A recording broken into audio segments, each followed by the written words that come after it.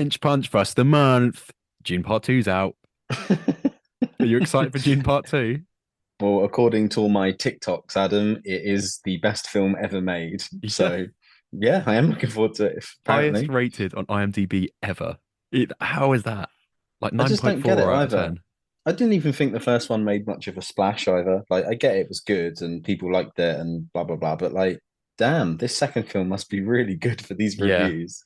We're going to do a bumper episode on this next week, listeners, but I can already tell it's either going to blow our minds or we're going to be like, this is the most overhyped thing ever. Yeah, I think it's going to be the latter as well. I Yeah. really think it's going to underwhelm me, but I'm going into it with open minds. I think we've said on the record before, the first one is good, but like Mm. it's I it's think it's in the good, UK, it just didn't seem to resonate as much. I don't think it's that accessible. right? Sci-fi is such hit or miss, isn't it? Like Mm. sci-fi is just Star Wars. What else is there? There's like Blade Runner and all the like even the creator, all those new ones, but I just feel like nothing hits off the way Star Wars does. And if Dune hits off like Star Wars, I mean, all good for it. But I'm looking forward to seeing Elvis, though. yeah, he's had a haircut for this role, hasn't he? I'm gonna cut my tongue with this blade. That's a line from the trailer. You ain't nothing but a sandworm.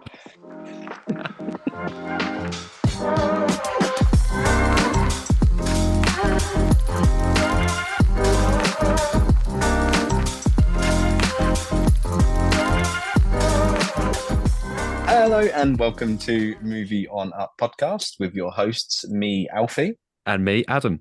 How you doing, Adam? All good? Ready for an episode of fun and games with me not seeing any films again? Yeah, I mean, we're on to double figures now, episode 10. I can't believe we've This made it is this it. far. This is the rebrand, Adam. Episode 10. Remember we Yeah, said we that? we promised the listeners, and my gosh, have we got some exciting new segments this show.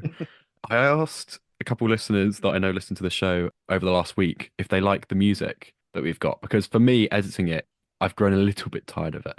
But I think it's Mm, just because I've heard it a lot. I think it works. I think it suits the vibe. I think it suits the vibe. When you originally found that music and you were like, "Oh, I don't know about this. Let's just give it a go," and then you sent me the file and I listened to it, I was like, "Oh wow, no, this music fits. It's a little goofy, kind of Mm. cool. Yeah, It it's suits it's a our bit all vibe over the place. perfectly, Yeah, yeah. just like this podcast." Woohoo! Shooting ourselves in the foot. So I thought let's start out with a good topic this week. We both liked Wonka, didn't we? Yes, Adam. I haven't seen it, but yes. You haven't seen Wonka? No. Oh, news to me. Yeah, I've seen it via TikTok.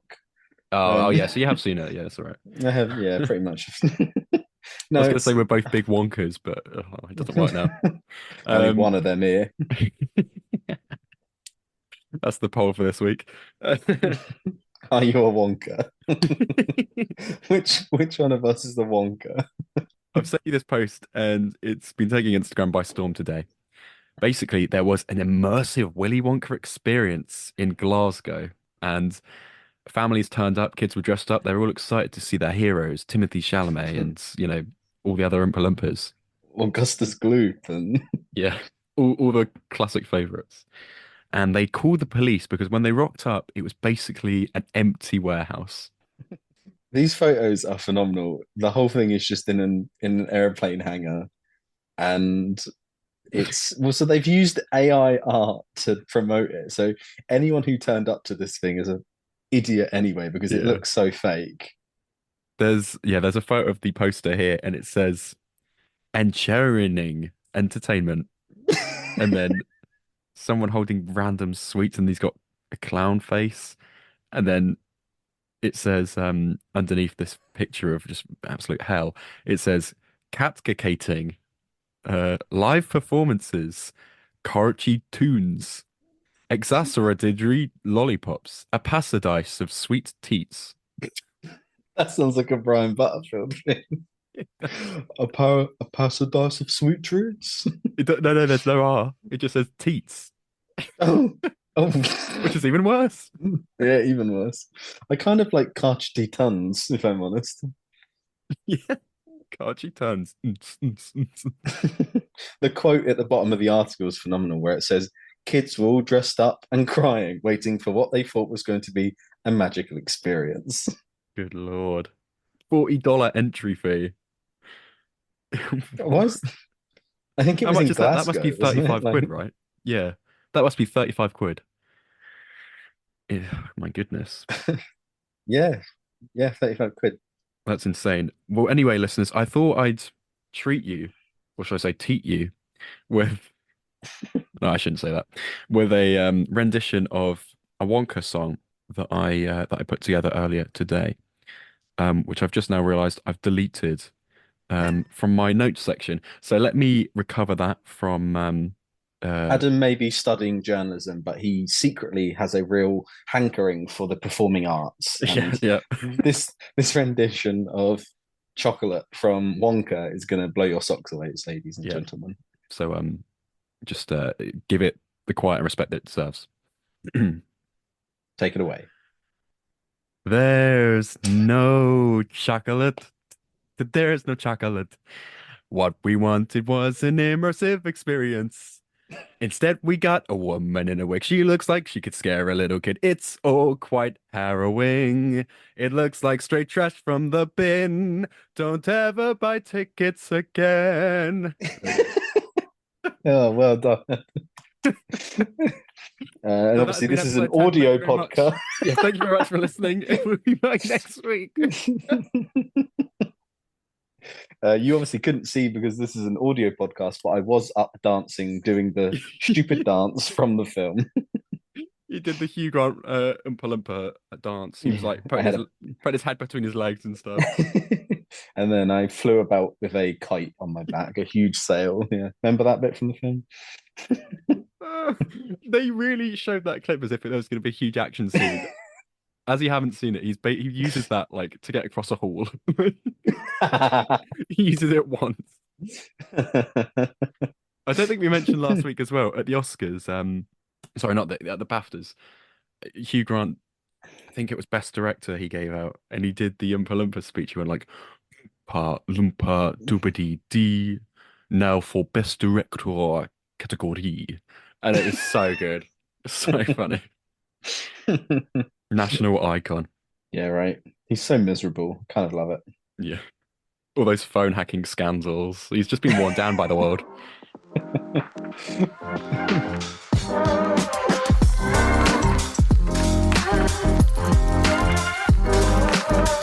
So, Adam, you've been to see Vanya this past week. We raved about it in one of our episodes in January, saying that you are looking forward to it. How was it? How was the experience? Yeah, so to go to it, it's not included in the My Limitless, so I had to splash best part of 18 quid to go and see it in standard seats as well, like a common peasant. Not even recliners. No, no, just standard seats. Wow. But I've got to say, I think overall really enjoyed it. It stars Andrew Scott just on his own. It's a one-man play, and really accurately he splits these characters apart with accents and just every mannerism of him changes when he's doing a different role. I think he plays about 7 or 8 different characters, which is incredible. And you could easily hear that and be like, okay, well, that's not going to be very interesting. I'm just going to get confused. But actually, it's a masterclass. Like he really does make each character feel distinct, and I don't know how he does it. So to give you a bit of a background on it, it's basically based on a play that Chekhov wrote in, I believe, the 1989, or no, 18, it might have been, yeah, 1890 something, 20th century or 19th century, one of the two. But it's an old play, all right, guys. I wasn't alive, so I don't know the facts, but it's based on a play called Uncle Vanya, and it's adapted by Simon Stevens, who you might recognize for being behind the Curious Incident of the Dog in the Nighttime. I've not ever seen it, but I've heard good No, I things. don't. I don't recognize him from that. I've never even heard of it. So You've never heard of it? Oh, I'm no. sure there were like school trips to go and see it, but No. no, he's dodged that. It's directed by Sam Yates and designed by Rosanna Vise, which I must say the actual set is really nice. There's enough in it to kind of capture your attention and keep you engaged for, I think it's about an hour and 40, which is a long time. It's a long play, but it's expertly crafted, I would say. Really interesting. It's got some real good moments of humor, but then it slows down and the lighting is interesting and there's lots of kind of facets to it. it speaks a lot about kind of regret and about like the kind of path of life that people are on. And sometimes when you look back, are you proud of the decisions you made and like the kind of sacrifices you did and kind of balance that you had between, work and passions and things like that. So it answers a lot of big questions that I think we all run into. It does it quite candidly, quite honestly. It captivated my audience.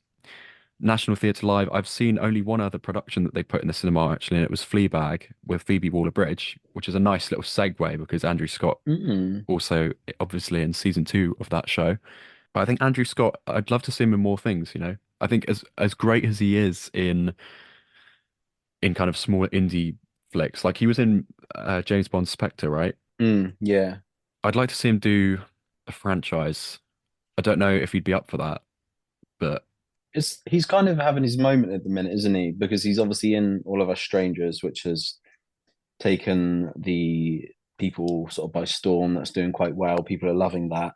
And he's got this as well. I think make this potentially, especially All of Us Strangers, could be the moment where he starts getting cast in more international stuff.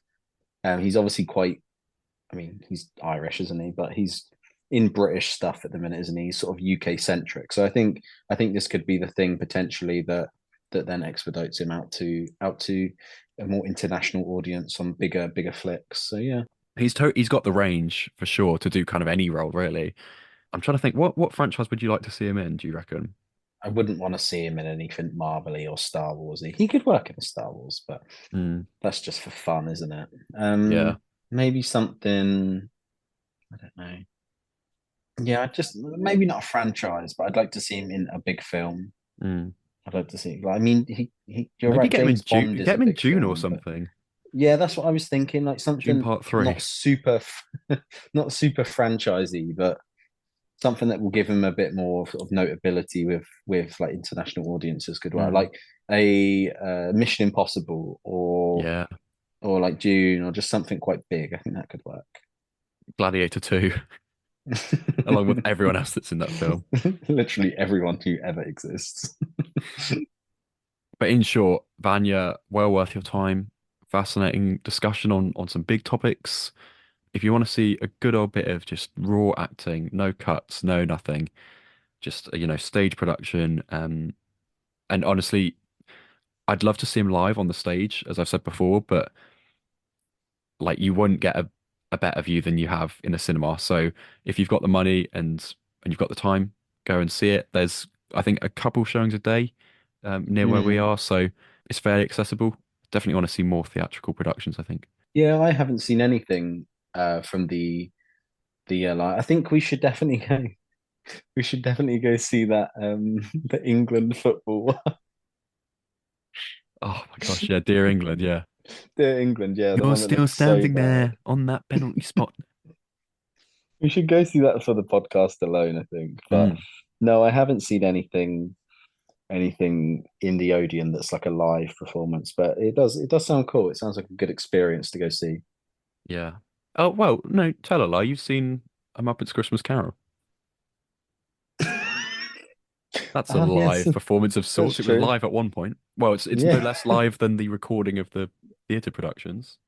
Yeah, so we mentioned this, didn't we, off air about how it's a live performance, but it's not live. It's Mm. just pre-recorded, right?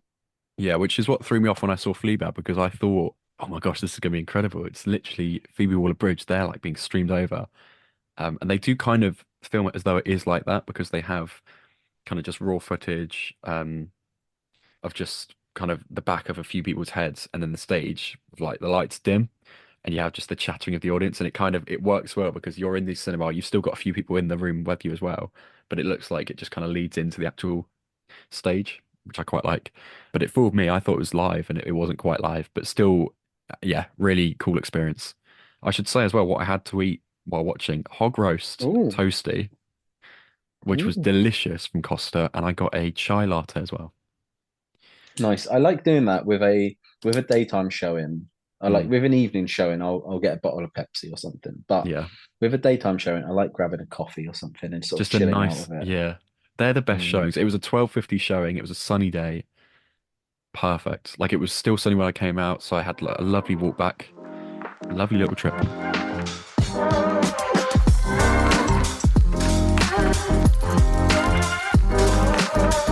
So I'm finally on my last week of placement.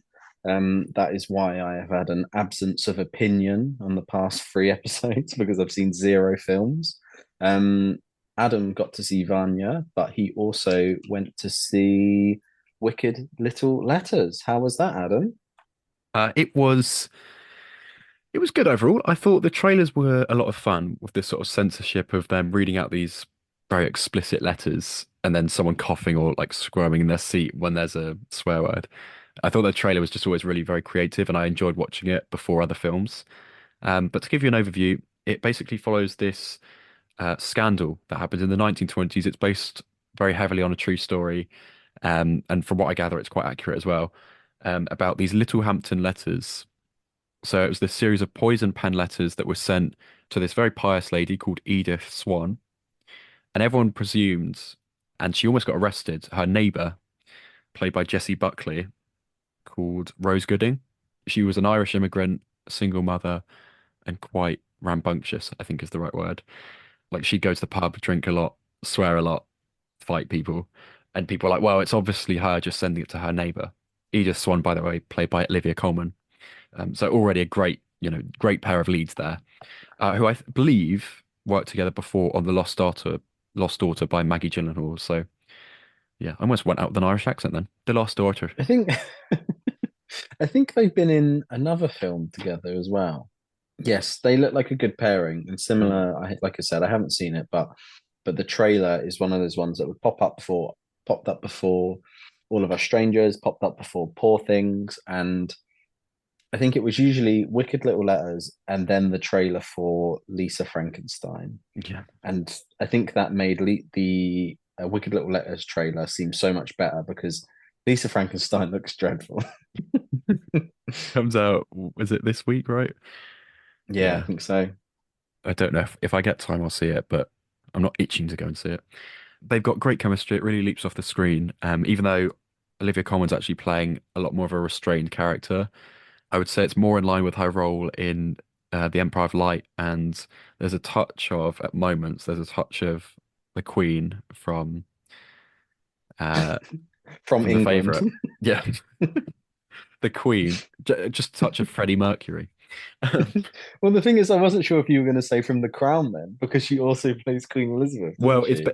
basically it's just any of her roles that's from a period piece. It's what it's similar to. She's a bit snooty with an accent. Yeah. Yeah, yeah. So yeah, it also stars Timothy Spall as Edward Swan. That's Edith Swan's father, and Gemma Jones, who I recognised from Bridget Jones. She plays the mother Victoria. Hugh Skinner, who pops up every now and then. He was in Fleabag as well. Lots of Fleabag talk this week. And he's also one of the dads from. I think he plays the younger Harry in Mamma Mia, Here We Go Again, which is a film Okay. that I actually really enjoy. Sort of quite a goofy policeman, basically. But Anyana Vasan plays Gladys Moss, one of the first female police officers. And in West Sussex at the time, she's got a plaque there now that's still there to this day, which the film shares at the end of its runtime, which is quite nice. She's a great character, actually. She's sort of a secondary character, I would say, to the main leads, but she's the only one in the police force that doesn't think that it's Rose that's responsible for it. Hmm. So she, later on in the film, analyzes the handwriting and analyzes fingerprints, all things like that, and really does some quite hardcore, quite classic and jaunty, though, investigation techniques. And then that's just a good bit of fun in the latter half of the movie, which I quite enjoyed. Um, Also stars Lolly Adefope, sorry, Jason Watkins and Joanna Scanlon, among others. But quite a good jaunty British cast, which is good fun. Yeah, it's got that kind of dusty, based on a true story feel that I feel like we've seen quite a lot in the last couple of years, like The Lost King, The Unlikely Pilgrimage of Harold Fry, The Duke, Phantom of the Open. There's been a lot of them about like true stories, but Mm. sorry if you just heard that notification on my laptop, by the way. But yeah, there's been a lot of those true stories that are very pompous and a little bit. snooty, like you said. And this film is similar, I think. But it has a lot of fun with the premise. So this whole scandal was actually talked about in Parliament at the time, which in itself is quite interesting because it's basically a precursor to online trolling, which we have now. It was just this faceless, quite pointless and explicit abuse for no reason. And it's weird that this had so much traction. Like the journalists were all over this. It was in the Echo, it was in the Mail. It was just everyone had a theory, everyone had a thought on who it was and whether or not Rose Gooding was guilty. And it really got a lot of traction. It's interesting how this one-off event that went on for I believe like a good few months. It just kept going. But now you go on YouTube, you go on Instagram, you normally get bad mouthed by anyone with far worse Yeah, language as well. literally. But yeah, the film has a 15 age rating, so it does have a lot of swear words in. Drops the C word, several feckins. Yeah, there's a lot of that. It says pretty much any swear word you can think of, really. And it's good fun. It gets a lot of laughs from the audience. My mum particularly enjoyed it. I went with her, and she loved the comfy seats. Insert potentially the sound now of her enjoying the comfy seats. How comfy are you in these audience seats? Absolutely banging. See worlds we've never seen before. Oh, so comfy. I'm like in a big marshmallow.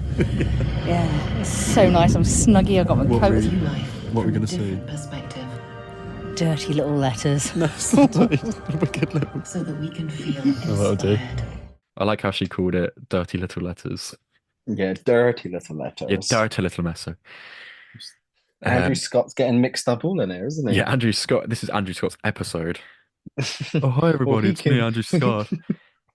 Well, he can join our leaderboard that we're going to announce at the end of the Yes. episode. As dropped earlier in the Moving Up series, we might have a little surprise for you at the end of the episode, a little running gag that we're going to continue in a segment that hopefully you'll enjoy. Um, I thought overall it is funny. It has its laugh out loud moments, and I did properly have fun with it, I think. But it felt a little bit restrained considering the topic. It actually doesn't read that many letters in the film, even though it's in like that's the whole point of the movie to kind of poke fun at like how random this whole thing was. And it begins to talk about sexism in the police force and, well, the general attitudes towards women at the time, domestic abuse. The father, for example, in the film is very controlling and manipulative over Edith. It talks a lot about the kind of grip that religion has on people as well, because Edith Swan, she's made to go and write out passages from the Bible as punishment like 200 times in a diary, and it just drives her mad. Um, it's got these big old topics that it kind of brushes over that I think would have been more interesting had they given more time to it. And I don't feel like the characters are particularly that fleshed out beyond Edith and Rose. But then Rose as well, because she's an immigrant from Ireland, it's revealed that the father of her daughter was quite abusive and, as she says in the film, no good to me, which I think would have been interesting to see. Like that could have been a 5 minute flashback or maybe you've started the film with that, so you kind of are more sympathetic towards her because Mm. beyond the fact that she's got a daughter, she's a dirty little messer, you know, and she does get drunk in the pub and injure people. They do deserve it. Yeah, it's an interesting one. I think there's a lot of good ideas in it. I don't know if it fully stuck the landing. I feel like it's probably not a film I'll remember by the end of the year. It sounds like it had a lot to say because I think even in the trailer it mentions the like sexism in the police force bit. I think Mm, there's some kind of joke where it references her being a woman in the police force. And then I guess like you said, it doesn't do much with it. So it seems like it has a lot to say, but then maybe doesn't spend its time wisely mm. and falls a little bit short, maybe. Yeah, it also feels it's got an hour and 40-minute runtime, which, hey, almost 90 minutes. So, Yeah, right. Nearly 90 yeah, minutes tall. That's impressive. yeah. What am I saying? I loved it. It's perfect, flawless. Um, I feel like they could have done with, and I don't say this lightly, maybe another 5, 10 minutes. Um, Wow. but only because they start to address some topics that I think would have been more interesting. But at the same time, I feel like they stretched out what they did have. So they take a long time actually to get to the kind of point of it, and they don't really reveal who the culprit is until the end. And it's Hmm. you can probably quite easily guess it from the characters that are in the film because there's not that many people there. It's a very small rural village in West Sussex, I think it is. Yeah, but I don't know what it was missing per se, but just a bit more confidence. I don't think it fully dived into the absurdity of its own concept. I see. I will catch it, I think. It looks good from the trailer, like you said. Mm, And it sounds interesting. It sounds funny. I love Olivia Colman. I really like Timothy Spall. mm. So yeah, I'm gonna check it out when Yeah. I'm finally back in Bournemouth. It's worth saying as well, though, I saw a lot of reviews of it before going in, and they were all very positive, and I didn't hear many bad things about it. But probably because there's not anything specifically that you can point at and be like, that didn't really work. What is there works, I think. It just feels a little bit hollow at times. Yeah, I like I said, just a bit more grit, maybe.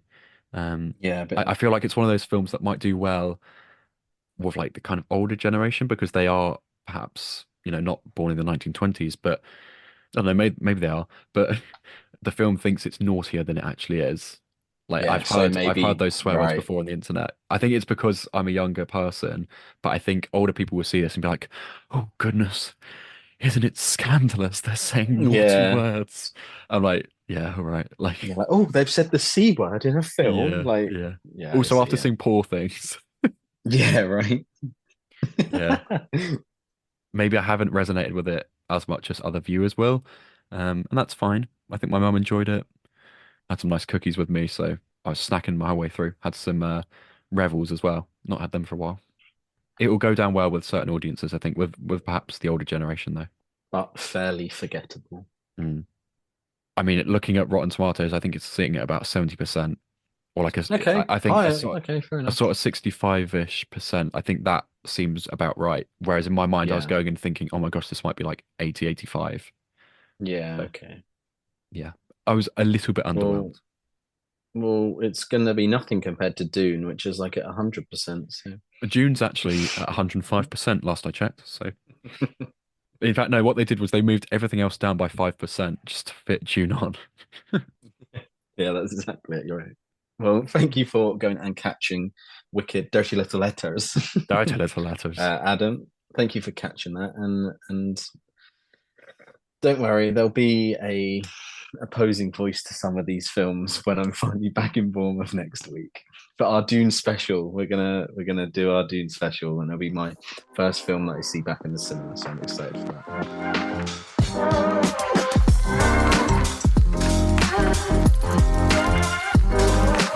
Now, for our game this week, we thought Wicked Little Letters, we'll go out and we'll send hate mail to all our friends. Listeners, we didn't do that. Instead, we're going to play a game called, Wicked little letters. yeah, Wicked Little Letters. Why not? Now, the reason they're going to be wicked is we're actually going to be talking about the letters of the alphabet. And we're going to have to try and name a film that starts with each letter of the alphabet. Simple enough. So we're going to take it in Simple, easy. turns. We won't do one With each two because I people. feel like, I feel like we may struggle on some of the later letters, but I think we'll be all right. We're gonna take it in turns to do a letter each, and then I believe we're gonna tap each other in if we are struggling. We can get the other person to help out. Yeah, I've also found an Now, most article that has already done this game basically. So if we do get stuck, we can look on there. okay. So the most important thing, Adam, is do you know your ABC? Just in case. I think so for the most part. Yeah, Okay, good. That's a good start. it gets a little hazy around the fast bit, but Yeah, the element of P there. Yeah, yeah, no clue. yeah. As long as we got 26 films down, we're fine. Okay, do you want to go first, or shall I? Yeah. No, you go first. You start with A. Adam Barlow, A True Life Story. No, Anatomy of a Fool. Blues Brothers. Nice, two there. Let's see. Okay. Hmm. Ah. Well, gosh, my head is just gone. C. Oh, Captain America and the First Avenger. Captain America, the First Avenger. There we go. Captain America and the First And the First Avenger. Avenger, who apparently is Carol Danvers, technically, isn't she? Kind of. Yeah, right. D.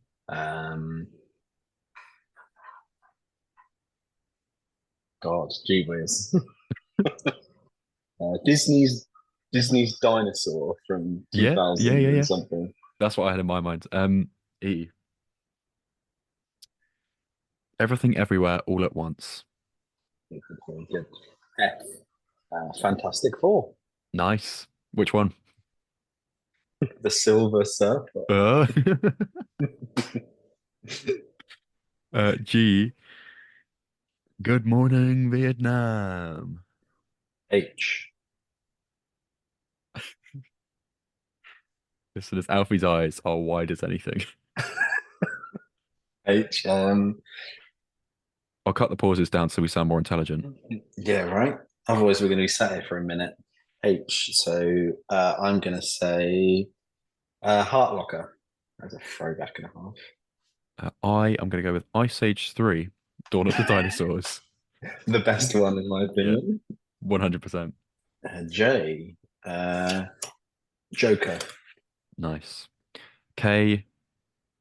Kill Bill. Very good. Volume 1 or Volume 2? Volume 2.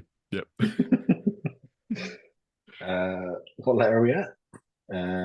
L.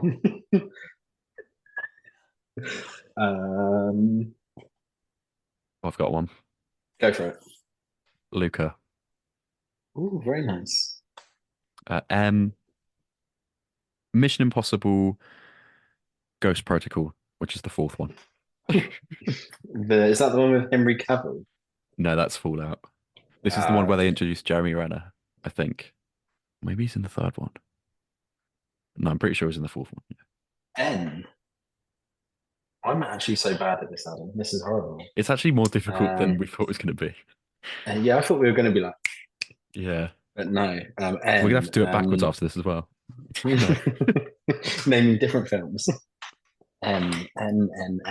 We're doing it backwards and films that end with that letter.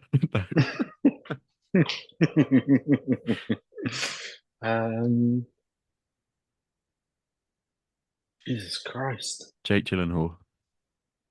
Nightcrawler. Yeah. Very good. O. Let's go with.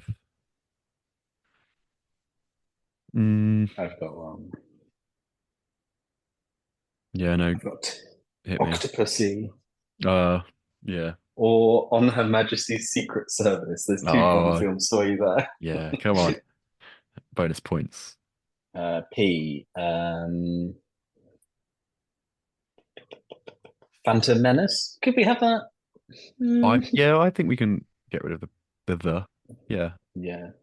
That makes it a little bit easier. There you go. Well, unless people are going to say, actually, it's called Star Wars Episode 1. Yeah. Q. Q. Okay.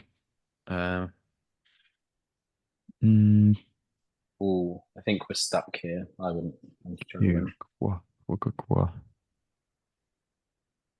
Q. Oof. Are we Like stumped? question or Yeah, Queen question. Something. Quality Streets. I was going to say the Queen's speech, but it's not. It's the King's speech, isn't it? Or no, yeah, the Queen. Is that a film? Quantum Ant-Man and the Wasp. Quantum Mania.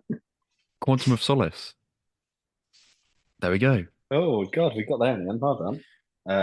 R.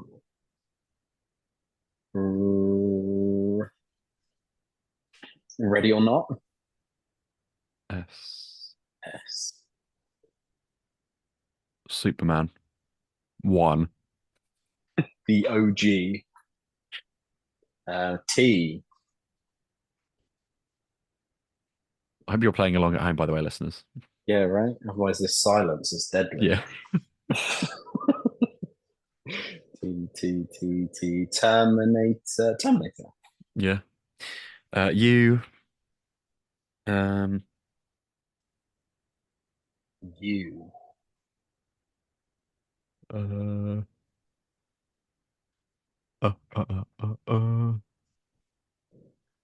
Like under something or umbrella. Up. Up. There we go. There we go. What's next? U. W. W Oh, no, V. is. V is next. I had to go through from the start. I was like, hang on a minute. No, wait a minute. Me when I don't know my alphabet at 25 years old. I've always struggled with that though. If Yeah, someone right. says like do the alphabet in slow, like I can't. Yeah, V. Venom. Class film. Love that nice. one, Yep, don't we? yeah. Yep, the best of any film ever. Yeah, any film ever. Better than June 2, actually. W. Okay, now it's W, yeah. Yeah, you idiot. Wonder Woman, 1984. 1984. Oh, now I'm lumbered with X. Yeah, this is surely the hardest one, right? X. X. I don't know. I don't think there's probably one. There's definitely one weird, obscure one, but there's not a mainstream I bet one. there's some film called X-Ray or something, but Yeah, we can't have it unless we know the X-ray. film. Or like Ex Machina. We can't have that. Yeah, right. X-Men First Class. Yeah, yeah, we'll take that. These rules are really flimsy because some of them we're including the prefix title and some of them Yeah. we're not. But Yeah. why? Why? Why? Delilah. Tom Jones. Don't you? Yeah. Why? We're so close now. I'm so determined to get these. Yeah, Yellow. Yellow Submarine. Is that a film? Yeah, there's a 1969 film by the Beatles. They made a film of it. I thought it was just Yeah, a it's a song. cartoon. It's animated. My goodness, is it good? I quite liked it when I was young, but I was a Okay. big Beatles fan. So, Okay. and then Zed. Zoolander. Yeah, nice.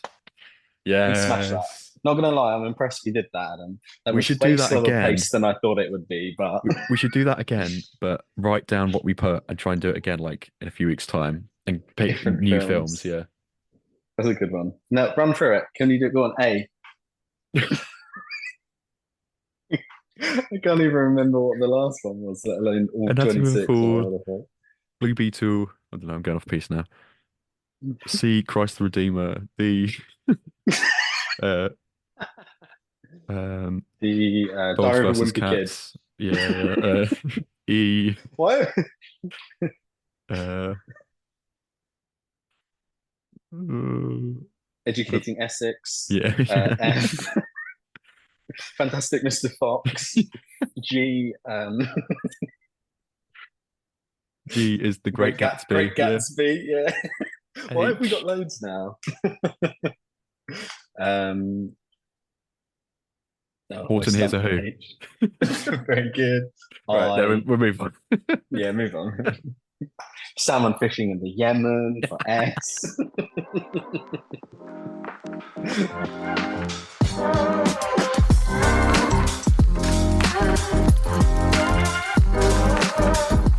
So, Adam, we've got a new funny joke.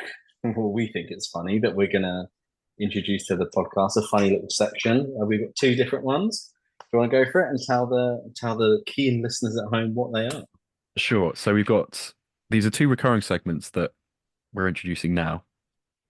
We said we'd reboot the podcast at episode 10. We've just enhanced it. Better late than never, I say. Yeah. So the first of which is a bit of a play on Top Gear's famous segment where they had lap times on a wall. They'd get a star in a reasonably priced car. We've got A-list star in our impression repertoire. Rolls right off the tongue. Now it's time for everybody's favourite part. A-list star in a repertoire. A-list star in a in repertoire. our repertoire. In our impression repertoire. repertoire. There we go. A-list star in our impression repertoire. Nice. Got it in one. So this is going to be our leaderboard where we arbitrarily rank different celebrities that we introduce to the podcast. Yeah. It's kind of no real measurement. It's just a bit funny for us. Yeah. Basically, if we like them a lot in a particular film, they might be really high, but then if they're in a shit film, they might be at the bottom. So, yeah, or it could be that their hair's quite nice, so they're at the top, or it could be that they're an incredible actor, but they might be part of a cult, so they're on the lower half. Yeah, it could be anything like that. Um, there's no measurement, and we might also throw in some variants as well. So like Michael Caine in the Batman films might not be where Michael Caine from Inception is. So if we get The Illuminati. a bit This is Larry, my multiverse of madness, Adam. This is great. yeah. Should we play this game first? We've got a few just to Yes. kick us off, and we're going to try and update you guys on this board as we go on Instagram, which, by the way, is Movie On Up Pod. This is true. And here you'll be able to find clips, and we're going to really embrace the social media from episode 10 onwards. We're going to make a TikTok, and we're gonna try our hardest to keep up different things, bit of interactive stuff, questions, bit of engagement is what we need. So we're gonna make this lovely A-list star in our impression repertoire leaderboard, and we're gonna be able to throw to that on the podcast. So Absolutely. And also on TikTok and things like that, we may well add to this board. So if you want the full picture, you're going to have to keep up with every channel. Think of like the this MCU. podcast. Yeah, this podcast is the films, but then you've got TikTok, you've got Disney Plus, you've got everything else. We're going to have our So own true. streaming show as well. We're going to have an album, Gonna have to a concept read a album. comic. Yeah, Gonna have to read comics that no one reads for background information. yeah. You're also going to have to listen to the podcast that we did last year that's not connected to this in any way, but we're bringing back two recurring characters, as in us two. Yeah, So that obviously so makes it true. canon. This is the Movie On Up cinematic universe. Yeah. The The Moopsie The Moopsie No, Wow. that's great. so- Moopsie is good. We're going to start off with Michael Caine. Michael Caine. Where do we think he should be on the list? I mean, he is our starting point, right? We've got no one on there at the moment. Yeah. So, well, yeah, it doesn't matter where we put him. Every- Everyone else can just be really, really low on the board. It will still be at the top. Right. It'll still be at the top. We should start. Well, We it's- should start our list halfway. Is this bog standard Michael Caine? Bog I don't standard. think bog standard Michael Caine exists, Alfie. In fact, while we're on the subject, let me just indulge in me here. I bought a Michael Caine autobiography, which is on my shelf behind me. I'm just going to grab that, and if the listeners would like, I'll read an excerpt, just a random page. I can hear that them. can- They're that going, can- yes, please, read it, Adam. Please. And then this can inform where we put him, perhaps. Okay, give me a random number. 69. Of course.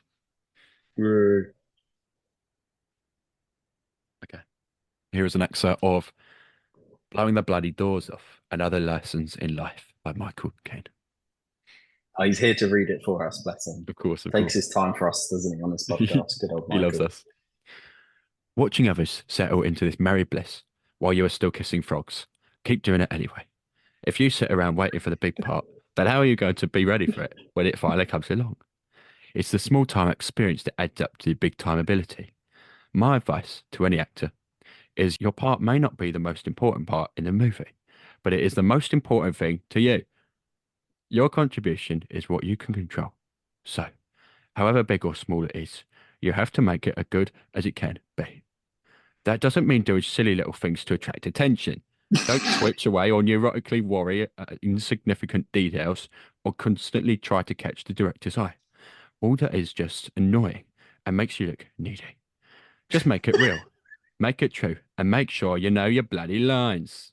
Treat your small part as if it's the main event, because for you, it is. Approach a small part you're playing right now as the most important thing there is. Right now. Give it everything you've got. In short, Michael Caine is telling us don't do impressions because they're a gimmick. Yeah, right? which of Is course that the Michael. final page of the book or something? Why is that so It's quite like? profound, isn't it? Yeah. Yeah, That's just page 69. So I guess it is a culmination of sorts. yeah, pretty profound. Thank you, Michael, for coming by That was great. I and think giving us a read. that should be another segment. I think just excerpts from his book. Michael's corner. Michael's corner. Kane's corner. Kane's corner. There we go. That is. Write that down. Write that down. Kane's corner. We can find Over to stupid Kane's interviews with him corner. and stuff too. We should. We'll have to get if we ever meet Michael Caine, we'll have to be like, you're listening to Kane's corner. Come Get in. that on an audio file. Now part of the Moop CU. It's part of the inception or something. I don't know, something to do with the lenses. Something to do with Gotham City or I'm just a hero that people deserve, not the one they want. Does Alfred say that in the film, does he? Probably. Some men just want to watch the world. But anyway, I think Michael Caine needs to be high up on the list. Yeah, I'm going like theoretically he's right at the top. Maybe not top spot, but he is up there. He's up there for now. He's our OG on this podcast. Yeah, for sure. He's the third presenter. Now, the next name we're going to discuss in this episode is Christopher Nolan. Did you see the clip where Cillian Murphy won the SAG award or whatever, and he went, "I just want to say thank you to my wife," and it just zoomed in on Christopher Nolan. Hey, it's the 21st century, baby. He was smiling with his like giddy eyes. He was like looking at the table, and it just zoomed in on him. Bless him. He's sweet, isn't he? He is sweet. I think Chris Nolan, he's one of the best directors. I wouldn't say he's. I don't know. Is he my favorite director? I think Spielberg's probably my favorite. Yeah. I think But that's I would a say very Christopher stereotypical Nolan. answer, but yeah, I agree. Chris Nolan's top 5 easily. For sure. So yeah, I think he's got to be up there. Is he above or below Michael Caine? Below. Below The thing Michael is, Caine, yeah. Michael Caine isn't casting Christopher Nolan, but Christopher Nolan is casting Michael Caine. Yeah. So Michael Caine's got to be above him for sure. Yep. Yeah, for sure. I just think Michael Caine has more character than Christopher Nolan for what we've seen. Exactly. I've only ever seen Christopher Nolan do one character, and that's Christopher Nolan. Yeah. Whereas Michael Caine, endless. He gets a bit typecast, doesn't he, as a director for some reason. So Yeah. it's weird. Weird British quiet director. Mm. Did you see the clip of him with the DUNE director, and he's like, I'm Christopher Nolan, and he's not. Is that what he says? Yeah, he sat with what's his name? Was he The doing a DUNE bit? director. Sounds like. Are Yeah. you sure it wasn't us two? Actually, wait, I think it was episode 9 of Movie Oh, on the podcast. Yeah. No, he's like sat next to him in the cinema, and they're like introducing themselves to the camera, and he goes like, I'm Christopher Nolan, and he's not. And they start like giggling. That's such a cocky little intro, but okay. I'll That he's at the find it and bottom. send No. it to you. Sorry, Chris, you're on the floor, mate. Yeah, typecast, silly jokes. Listeners, Alfie's just triggered a thumbs up button, like thumbs up bubble on the Zoom call. Yeah, I think Christopher Nolan, unfortunately, for now, he's below Michael Caine. Yeah, he's below Michael Caine. A good couple of steps. Yeah. Alfie, what other names are we going to talk about this episode? How about we do Richard E. Grant? Richard. No, that's Michael Caine. Hang on. Richard E. Grant. Just pounding the pudding. Friend of the podcast. Yeah, of course. He's a regular listener. Yeah, he is. We went and met him. He loved us so much. He was like, "Let me join the podcast, guys." He's actually we should the post fourth that on our presenter of the Instagram. podcast. Yeah, right. The clips. Yeah, totally. Because we've actually been to see him. So yeah, we could upload that. A nice little shots of our favourite boy. Our favourite little boy. I can almost sort of that was. It's hotter than Barbados. Barbados. I rewatched Star Wars, and obviously he's in Rise of Skywalker, and he is the sole good bit of that entire film. Let me tell you. Doesn't he We like found our FaceTime? spy. He FaceTimes Emperor Palpatine, right? Yeah, he does. Yeah, he literally does.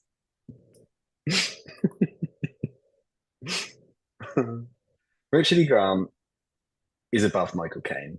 Above Michael Caine. Yeah. Yeah, Richard E. Grant. That's a bold claim. Richard E. Grant is like he's kind of like the original person that we laughed and bonded over together. Hmm. So Yeah, I that's think for true. that reason, and his role in Argyle as well. Oh yes, that is the deciding factor. I hadn't thought of that. Yeah, no, No, 100% at the top. He'll yeah, be at the hard top. to knock off that podium, I He think. will. Bless him. Yeah. I also think Richard E. Grant, because we've met him, you know, he's already a few steps above Michael Caine. We've not met True. Michael Caine, so we can't comment. He might be lovely. We just No, don't know. We can't call that. We don't He know if he's scoped lovely. in to read his book excerpt a minute ago. So I Yeah. haven't met him in person. We've only No. met him Of online. course, yeah. He's done little segments of this podcast, but as we say, yeah, we can't speak for his character because we have not met him in person. And then the final actor we're going to be talking about. Sorry, it's all actors today, but we will throw in some actresses in due course down the line. Peter Serafinovich, star So of the specific. Peter Serafinovich 2007 sketch show, Which had like 6 episodes. creator of Brian Butterfield. Phenomenal. Yeah, He I mean, also voices Darth Maul in The Phantom Menace. yes, yeah. So- I sense your fear. Yeah. So Richard E. Grant. Richard E. Grant is Darth Maul. No. Yeah. I He mean, goes like, yeah. what is the line that Darth Maul says? At last we will have our revenge. Something like that. Yeah, that sounds good, yeah. Well, we're not ranking Darth Maul, we're ranking Peter Serafinovich. I'm going to say, unfortunately, I think he's under Christopher Nolan. Really? Yeah, I think out of those four characters, as if they're not Yeah. real people. I think Peter Serafinovich is at the bottom, but I would say Brian Butterfield is above Christopher Nolan. Yeah, okay, yeah. Also, the guy who advertises the kitchen gun, I think he's he's above Michael Caine, but below Richard E. Grant. Yeah, and then I love you, kitchen gun. Ah! Peter Serafinovich's Michael Caine character is above Michael Caine. Yep. Oh, for sure. Yeah. Yeah. If you've got a pack of sausages and you put it on camera, yeah, it looks like a box of cigarettes. I don't know why that is. It's something to do with the lenses or something. I don't know. This is such a specific reference, Adam, but it's so funny. If you listeners, if you haven't seen the Michael Caine acting masterclass, it's a sketch by Peter Serafinovich, and it's just good fun. It's good fun. He talks about his acting technique, which is actually the opposite to what I just read out from his book. So it's not true, unfortunately. But Michael Caine's acting technique is to step into the back of the other person's shot, so you're always fresh in the audience's mind. It's really good. I don't know if you've seen it, but it's an actual like show as well, where the real Michael Caine did acting lesson TV show. And that's like a parody of that as well. So nice. I think we've ranked those 4/6 people very well there. Yep. So what have we got? We've got Richard E. Grant at the top. Then we've got Peter Serafinovich as Michael Caine. Then we've got Michael Caine. Then we've got Brian Butterfield. Then Christopher Nolan. Peter Serafinovich as himself. Yeah. Okay.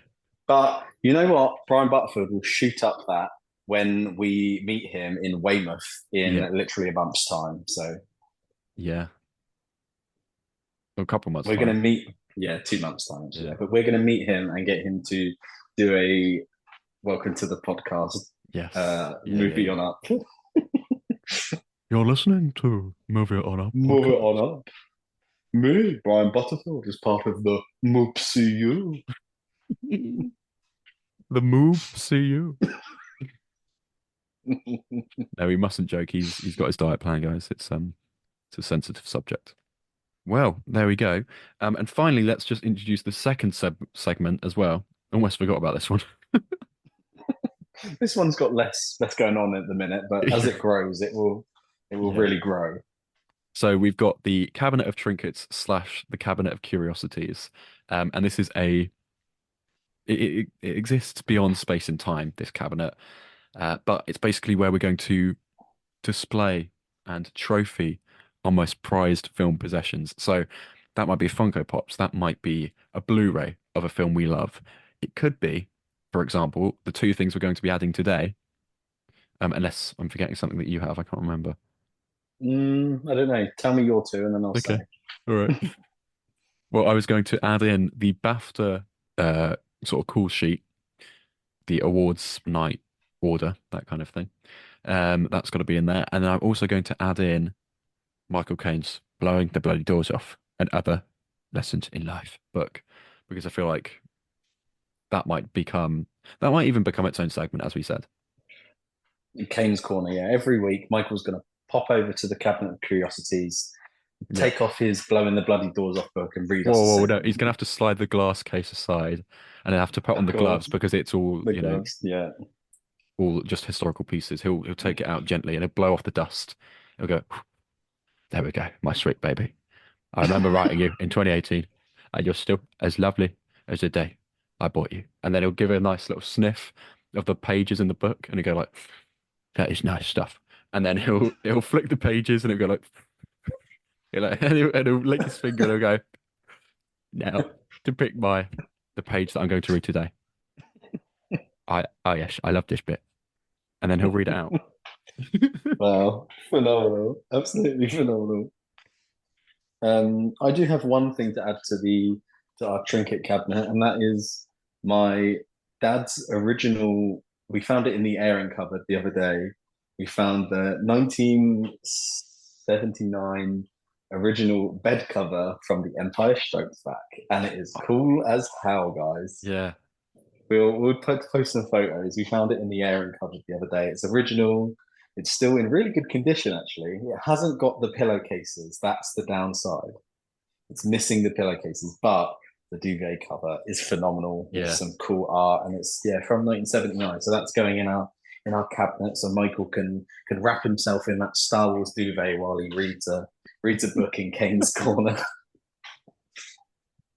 Wow. He's so snuggly over there. I wish I was in Kane's Corner. It's the best part of the podcast. Sounds like a threat almost, though. Like he'd be like, yeah, nobody puts Kane in the corner. Yeah, so that was Cabinet of Trinkets / Curiosities and A-list star in our impression repertoire. So I hope you enjoyed, listeners. These will be recurring segments, whether you want them to be or not. You'll grow to love them, I promise. So that brings us to the end of Movie On Up episode 10. After 3 weeks of me on placement and Adam reviewing films, and finally next week we will be back to usual scheduling with us both in the studio, both watching the same film. The energy will be a little more succinct because you can obviously tell that we're doing this over Zoom. But next week it will be back to normal. We'll be reviewing reviewing Dune 2, and we're also going to give Dune 1 a rewatch and big old bumper episode reviewing that. Yeah, for sure. Looking forward to that one. I'm excited to give Dune 1 a rewatch, and again, Dune Part 2 has had incredible reviews, so cautiously optimistic for that one. We'll see. Definitely. If you want to get in touch with us, you can do it via the Instagram, which is Movie On Up Pod, or via our Gmail, which is movieonuppod@gmail.com. Any questions, any recommendations, any talking points, anything like that, get in touch. Let us know what you think. We'd love to hear it. There we go. So get in touch with the show, like, share, download the podcast episodes, tell your friends about it. Smash that like button, hit subscribe. Yeah, absolutely. And we'll be back with another episode. Just throw that phone across the room and smash the buttons. Like and subscribe. And on that bombshell, and on that film reel, we'll be back next week. Bye for now.